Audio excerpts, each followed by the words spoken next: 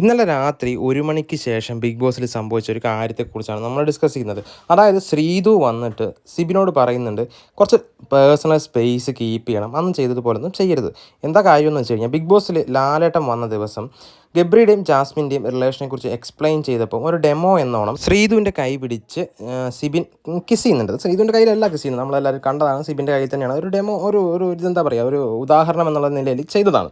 അപ്പം ഇനി അതുപോലൊന്നും ചെയ്യരുത് എന്ന് പറഞ്ഞ് സിബിനോട് പറയുകയാണ്. അങ്ങനെ പറയാനുള്ള കാരണം എന്താണെന്ന് വെച്ച് കഴിഞ്ഞാൽ, ശരണ്യയും അർജുനും ശ്രീതുവും കൂടി ഇരിക്കുമ്പം അർജുൻ പറയുന്നുണ്ട്, അങ്ങനെ കുറച്ച് പേഴ്സണൽ സ്പേസ് ഒക്കെ കീപ്പ് ചെയ്യാൻ പറയണം എന്ന് പറഞ്ഞു. അപ്പം ശ്രീതുവിന് കാര്യം മനസ്സിലാകുന്നത് സിബിനും ഉദ്ദേശിച്ചാണ് പറയുന്നത്. അങ്ങനെയാണ് സിബിനോട് വന്ന് കാര്യം പറയുന്നത്. സിബിനപ്പോൾ കുറച്ച് ഇമോഷണലായിട്ടൊക്കെ പറയുന്നുണ്ട്, നിൻ്റെ വീട്ടിലാണെങ്കിൽ നിൻ്റെ ഒരു ബ്രദറിനെ പോലെ അല്ലേ ഞാൻ ചെയ്തുള്ളൂ, നിൻ്റെ ബ്രദറിനെ പോലെ അല്ലേ ഞാൻ കാണുന്നത്, സോ ഞാൻ അങ്ങനെയല്ലേ ചെയ്തുള്ളൂ, പുറത്ത് എങ്ങനെ വിഷ്വൽ പോകുന്നുള്ള പേടി കൊണ്ടാണോ നിനക്ക്, അങ്ങനെയാണെങ്കിലും ആളുകൾ ഓഡിയൻസ് അത് അങ്ങനെ എടുക്കും, ഒരു ബ്രദർ എന്നുള്ള നിലയിൽ എടുക്കും എന്നൊക്കെ പറയുന്നുണ്ട്. പക്ഷേ സിബിൻ മാപ്പം പറയുന്നുണ്ട്, ഞാൻ അങ്ങനെ ചെയ്യില്ല എന്നൊക്കെ കുറച്ച് ഇമോഷണലായിട്ട് പറയുന്നുണ്ട്. അപ്പം എന്താണ് ഇങ്ങനെ പറയാനുള്ള കാരണം?